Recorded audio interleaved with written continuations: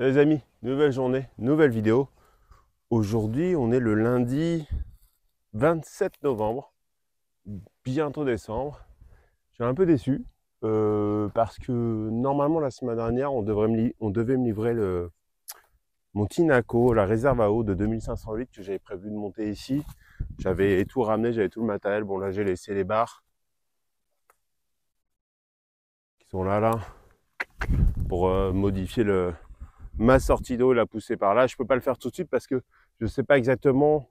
Je crois que le Tinaco va dépasser la base. Et je ne sais pas à quel niveau. Et donc, du coup, j'attends d'avoir le Tinaco, le poser correctement pour ensuite faire me décaler ma sortie d'eau. Mais du coup,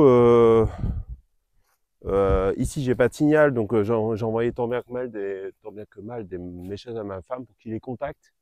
Et ils ont dit que quand ma femme leur a demandé où est-ce qu'ils en étaient, quand est-ce qu'ils allaient livrer, ils ont dit bah non, on est passé mais personne. Bon, vu que je suis arrivé à 7h du matin et qu'eux, ils commencent leur tournée vers 9h, j'étais passablement énervé. Donc, ils ont dit, bon, bah maintenant, il va falloir repasser en magasin pour repayer une livraison et la reprogrammer. Donc, je suis parti du terrain, je suis allé directement les voir. Je suis retombé sur la vendeuse qui m'avait tout bouclé, toute la vente et tout. Et puis, voilà, je lui ai expliqué que non, j'étais là et que c'est eux qui ne sont pas passés. Donc, ce qui est pas mal ici, c'est que pour prouver qu'ils sont passés, ils prennent des photos. Quand on avait eu un problème avec la compagnie d'électricité qui refusait de l'installer, de nous raccorder au réseau, ils avaient pris des photos pour justifier leur décision. Et donc, basé là-dessus, on peut mieux se comprendre sur les éventuels problèmes. Et là, du coup, le chauffeur étant en tournée, elle essaie de le joindre et il lui envoie la photo d'une maison. Moi, j'avais dit que c'était une maison rose. Et donc, il envoie une photo de la maison et c'était pas la mienne. En plus, je lui montre les données de mon GPS, comme quoi ça a du bon d'être fliqué de partout par vos smartphones. Je lui montre que le matin, je suis parti avant 7h et que sur la seule donnée d'après sur mon GPS, c'est pour aller au magasin, donc j'ai pas bougé. Donc elle me dit ok, pas de souci, on va reprogrammer pour lundi prochain. Et puis vous n'aurez pas à payer, puisque visiblement c'est une erreur de notre chauffeur qui n'est pas allé à la bonne maison. Elle reprend mes infos et tout. Je lui renvoie des photos de ma maison pour que le chauffeur ne se trompe pas. Et puis aujourd'hui, ils viennent pas. Donc ma femme les a contactés. Ils ont dit à ma femme que ils pouvaient pas venir ou je sais pas quoi. Donc elle est en train d'éclaircir le sujet pour voir si j'attends ou j'attends pas. Mais je me faisais une joie de leur accorder, même si de toute façon c'est pas dramatique parce que là j'ai pas du tout fait la zone en aval à irriguer. Mais c'est encore une fois, c'est pour ça que c'est important, hein. Si j'avais déjà commencé à planter ici et que j'étais parti du principe que j'aurais eu ma réserve à eau et qu'après j'avais juste à la déclencher, voilà, là ça aurait été une catastrophe. Parce qu'ici, en plein soleil, ça meurt direct. Donc bon, c'est pas grave, je voulais profiter de la promo, j'ai toujours la promo, j'ai juste à patienter pour avoir ma petite réserve à eau et vous faire la belle vidéo que j'avais prévu de faire. De toute façon, quand je viens ici, je viens pas pour rien, parce que j'ai des tonnes d'arbres à planter encore, enfin des tonnes, j'exagère là. Là, ça a diminué à vue d'œil, j'en ai encore planté 4. Là, j'ai planté un agrume encore, celui-ci, hop, ici là, je suis en train d'arroser, c'est un citron meilleur. Citron meilleur, c'est une variété de citron jaune. Vu le nom, j'imagine qu'il doit venir soit des États-Unis, enfin la variété a été créée aux États-Unis ou en Israël. Mais voilà, c'est un citron qui est assez sympa. J'ai planté ça, qui est un manguier, qui est une variété qui s'appelle Ataulfo, qui est très très répandue au Mexique, qui fait des mangues jaunes et assez sucrées. Donc celui-là, je l'avais pas, je me suis dit, je vais le planter. J'ai planté un anarcadier, ça. Donc là, il faut que je lui mette un tuteur, hein, parce qu'il est tout penché.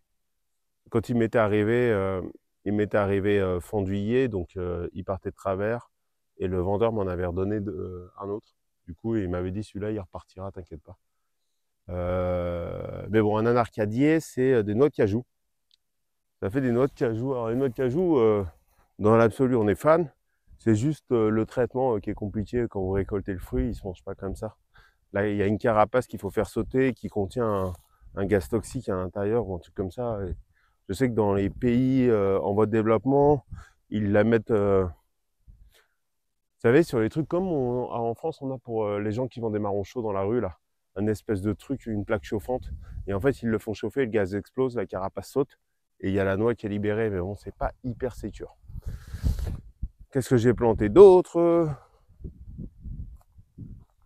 J'ai planté un ciruela. Donc ciruela, c'est des prunes. C'est une variété de prunes qui s'appelle prune du Japon. Celui-là. Il commence en plus à être un peu grand. Donc voilà. D'ailleurs, je vais vérifier qu'il y ait bien l'eau qui arrive jusque là.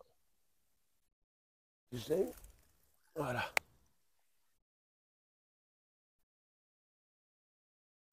Ça, c'est le problème de ces robinets, c'est que des fois, avec le calcaire, voilà, avec le calcaire, il se bouche un peu. Enfin, je pense que c'est le calcaire. Mais bon. Donc du coup, quand vous arrosez, il faut régulièrement faire des tours pour vérifier que vous n'avez pas un problème. Donc vous l'entendez à l'oreille. Je sais pas si on l'entend au micro, mais là on entend bien. On voit pas le flux, mais on entend bien.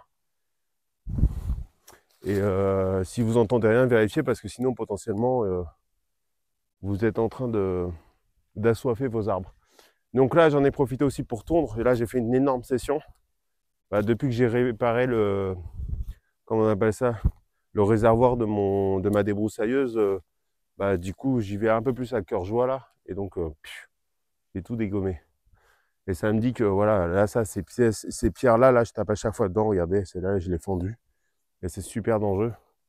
C'est aussi pour ça qu'il faut vraiment, quand vous avez un terrain caillouteux et voilà, c'est pas une prairie, votre truc, acheter des outils de découpe qui sont très solides, de marque.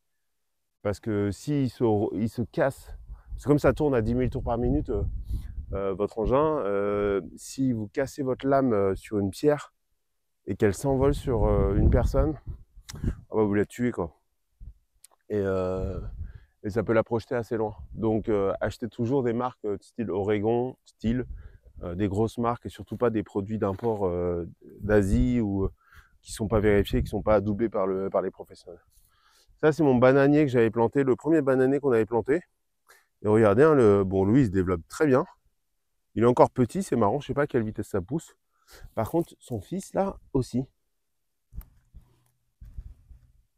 C'est marrant, il y a une sauterelle, je crois. Son fils se développe très bien aussi. Et du coup, bah, je pense que je vais les séparer parce qu'ils vont se gêner. Donc ça, je suis super content. Et il y a mon petit chouchou d'ailleurs, je ne vous l'ai pas montré, que je vais vérifier 2 fois par semaine, à chaque fois que je viens là. Mon petit chouchou, le petit bananier qui est censé faire des bananes bleues. Regardez, hop, il continue de sortir ses petites feuilles. Voilà. Donc lui, il est bien, il est parti. Donc ça, c'est plutôt cool. À part ça, rien de notable. Donc j'ai bien tondu. J'ai bien tondu. Il faut que je... Enfin, la semaine dernière, je crois, jeudi, j'avais tondu sur la lisière là-bas pour dégager les grosses herbes. Il en reste un paquet. Le jeudi prochain, je vais faire des petits travaux. Je vais pas tondre. Je vais faire des petits travaux. Je dois mettre un collier de serrage ici. Je dois fixer un... Comment on appelle ça? Un tuteur, un manguier, au manguier japonais que j'avais acheté là-bas. Je vais faire... je me suis noté 2-3 tâches que je prends jamais le temps de faire. À faire justement. Pour être tranquille et pour prendre le temps de corriger les petits... toutes les petites imperfections. Voilà. Donc prochaine étape, donc là je sais pas, hein, je sais pas s'ils vont me livrer après la vidéo, ce sera encore décalé à la semaine prochaine. Sinon, prochaine étape, il faut que j'achète des tuyaux de 13 quartos, donc de 3 quarts, pour continuer là ma ligne. Ici là qui s'arrête là. Parce que j'en ai plus, donc il faut que je continue ma ligne, j'en ai encore là pour aller 30 mètres. 30 mètres. Et après, il faut que je fasse la deuxième ligne d'ici. Paf. Et une fois que j'aurai fait ça, je vais regarder si j'ai pas des trous à compléter. Il me reste 2 gros sacs de terre, donc il me reste rien en terre. Donc il va falloir que j'en rachète dans pas longtemps. Mais là, je crois que j'arriverai au bout parce qu'il y a pas mal de trous ici, là, regardez, qui sont pas encore irrigués, mais que j'avais déjà préparé. Là, j'en ai une palanquée déjà prêt. Ici, là, à chaque fois, je me suis fait un repère, c'est que j'ai mis du carton avec une pierre dessus.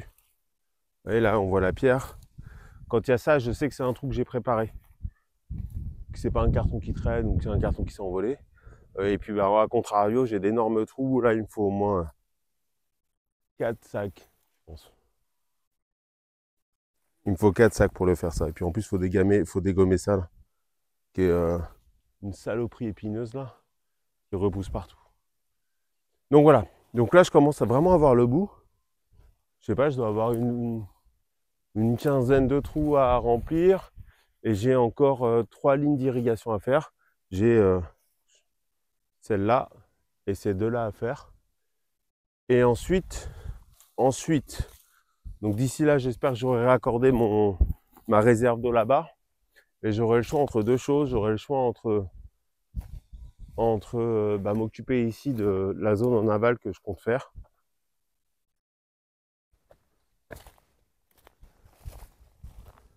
Donc cette zone-là, ici, que je veux faire. Je veux faire un mix entre alimentaire et ornemental. Ou bien j'ai la zone là-bas que je veux faire, qui est la zone de la mare. La zone de la mare, c'est simple. Qu'est-ce que j'ai à faire? J'ai déjà à revoir la sortie d'eau parce que je l'ai faite trop basse. Parce qu'en gros, que je vous explique, c'est assez simple.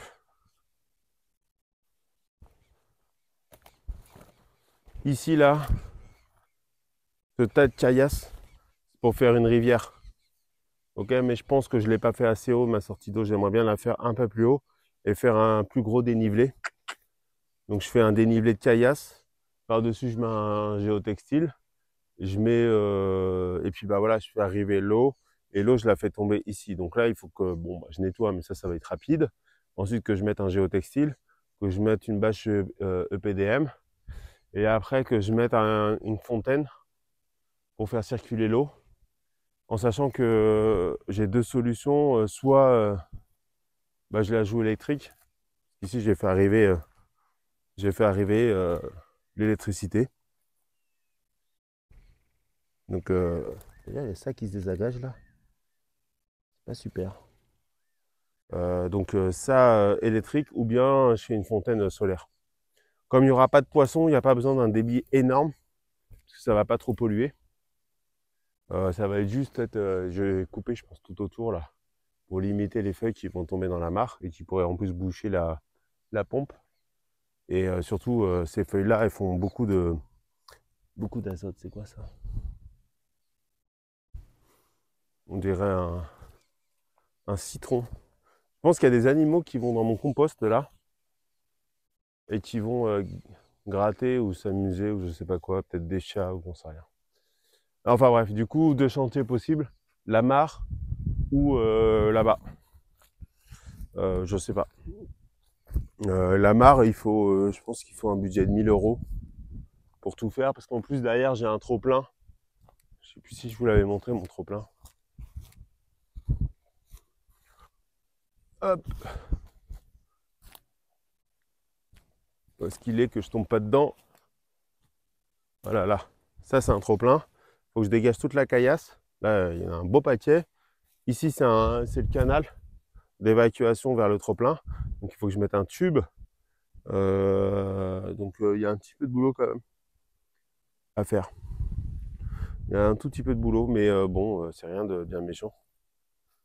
C'est rien de bien méchant. Mais bon, du coup, ouais, faut compter 1000 € environ pour ça. Et là-bas, ça va être un peu moins élevé. Mais il y a quand même pas mal de réflexions à avoir sur qu'est-ce que je veux mettre en ornemental et en alimentaire. En sachant que c'est la pire saison pour commencer parce que là on arrive dans la saison sèche qui démarre. Normalement c'est la fin de la saison des pluies.